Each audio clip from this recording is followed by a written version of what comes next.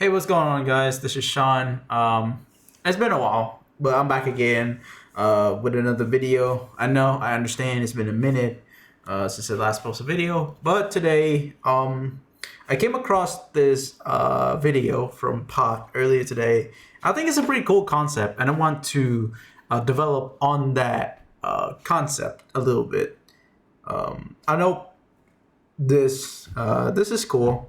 But I think it has some application in the TCG as well. And today we're gonna look at Kashtira Purrely.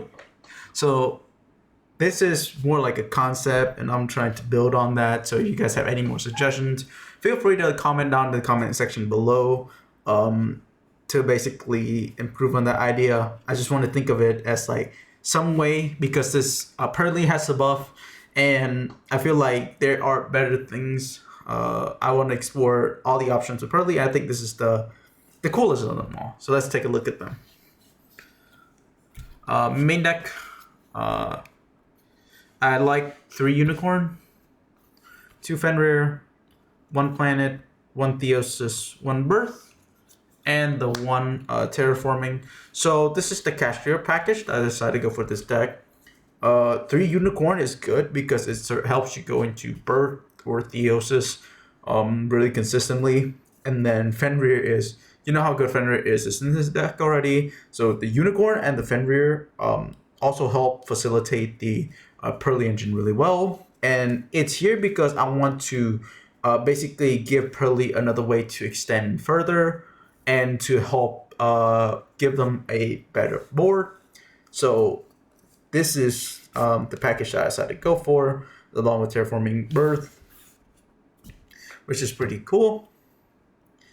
Now for the main engine, the cats, we play 4 cats. I think this is the best ratio of them all, especially 2 white cat, 2 black cat, pretty strong in themselves. And then for the rest of the engine, 3 field spell. The fields, basically we have 5 field spell in this deck, so either 4 of this or 2 of the Kashtira field spell, which means we can bridge into basically anything, along with Terraforming. 3 my friend, for all the 3-ups. So for the memory, we have 2 Sleepy Memory. Shout out to Delicious Memory for coming back to 2. We do miss you, Delicious Memory. And then last but not least are the 3 of Happy and Pretty, and then the 1 Purrely as the trap for the engine. Pretty straightforward Purrely engine as well. I think that is standard. There's nothing really needs to be said about them. And then non-engines. Since we played the Kashtira package, that means our non-engine slots are pretty low. So I decided to trim it down a little bit. We played 3 Pros, 3 Imperm, 3 Ash, and Talent. So I do not own Crossout, but if I have Crossout, going first, I would probably play Crossout here with like 2 Ash and then Crossout targets. So you can play Crossout and you can cut the Talent as well for Crossout if you prefer Crossout. But I like having this because even if they, let's say they imperm you, or they draw you, Ash you, you still have the Kashtira package to rely on. And I think using a Kashtira package is more like a bait and switch is still a pretty cool concept as well. And so you can keep on pushing through boards that way. I think these 3 could be Valor instead of Imperm. But Imperm helps you play through Talon. So it depends, right? So under Sleepy Memory, Imperm's worse if you draw it, but if you prefer Valor over Imperm, it's still completely fine as well. So that's it for the main deck. Extra deck. a pretty for the Purrely stuff. It's mostly just the same stuff that you've been seeing. I play 2 Beauty because I make 2 Beauty a lot in my testing. And then last but not least, I have to return this copy back. I do have an Purrely Nor here, the Black Cat with the new combo, along with Sleepy Memory. And along with that, I have the Zeus and Typhon as the last of the Purrely stuff. That bridges really well. And then for the Kashtira stuff, the only engine that I play is the Dracosac engine along with the Link Spider. So I like this in Purrely because it gives me extra draws that I can use. And it's also helped me with prosperity targets as well. It makes prosperity target really easy if you like the prosperity more than this line. If you open, let's say, open single unicorn and prosperity, you banish basically these, well, other than the little knight, but you end on these, you draw a bunch of cards during your opponent's turn, so basically you can play through their boards on the crackback really well, along with these cards, and along with my friend Purrely and the field spell to help you recur a lot of resources, and you basically grind forever with Birth and with my friend Purrely, so your grind game will never be damaged, especially when you're playing this deck. And then along with the Purrely cards, it will help you OTK really easy along with cash card as well. And so another choice in the extra deck when you play 2 Beauty, it do come up, but if you want to play Appaloosa, you can cut down to 1 Beauty. But I think Appaloosa is unnecessary because sometimes like my end board, I link away the Dracosac and this for SP Little Knight, and that's enough for me to win. So you don't need the Appaloosa in this variant. Appaloosa is nice. Having 2 negates is nice. But having the SP Little Knight is a bit more consistent. And it also helps you dodge Nibiru as well. So this card is really nice.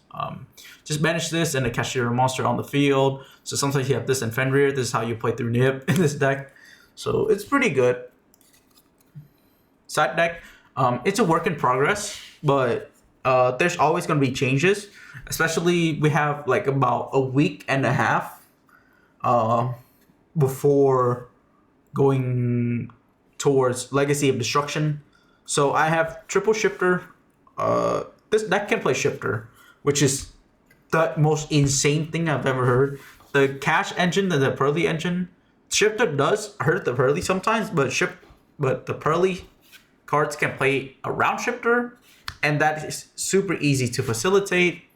And then shifter with the cash, shifter works really well with the cash cards. And it's also like, it's a shifter deck at the end of the day as well. You can turn it to a shifter deck. 3 cosmic and 3 evenly match. 4 just like back row, and then last but not least, these 2 hand traps. It can be literally anything you want. 3 nib and 3 bell. I consider cutting the bell into 3 copies of either Ghost Ogre, post Legacy of Destruction. If Tenpai Dragon becomes a problem, either that or you play 3 copies of Vados on the sideboard as well. Also, the nib could be anything.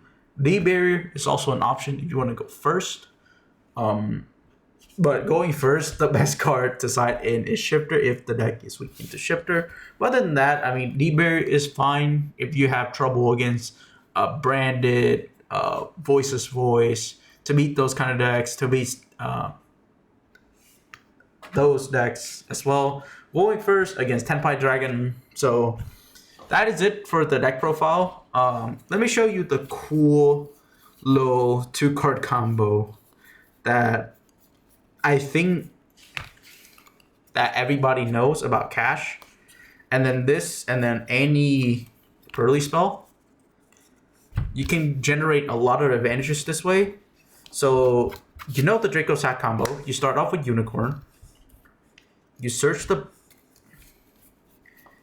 Birth. You activate Birth.